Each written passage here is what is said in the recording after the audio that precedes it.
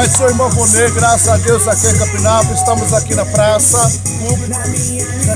Esses todos já comeram com sopa, a oferta que o Senhor mandou para mim. Graças a Deus. Deus te abençoe, irmão Vonê, com essa oferta que o Senhor mandou aqui, eu fiz. Fizemos, é o Senhor que fez na verdade. Para o se alimentar, nós louvamos, dançamos. E aqui também a minha sogra, minha esposa está aí nos ajudando, graças a Deus. Fizemos aqui. Todo mês eu vou estar aqui. Glória a Deus, amém. Glória a Deus está aqui. E essas irmãs que aí foram, que trabalharam para nós, ajudaram essas irmãs aqui, o obreiro da nossa igreja. Então está aqui.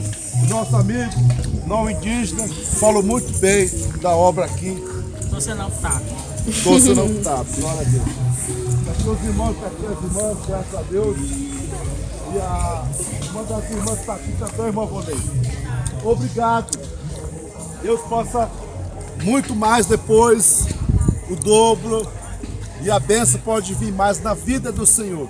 E fizemos aqui sopa, onde aqui temos droga, a prostituição, a bebida alcoólica, a briga, os índios já se mataram aqui por causa da bebida alcoólica. Mas Deus tocou esse ano para podermos fazer essa sopa. E o Senhor, uma das obras que Deus fez através da vida do Senhor, hoje está sendo feita. Muito obrigado em nome de Jesus Cristo. Amém.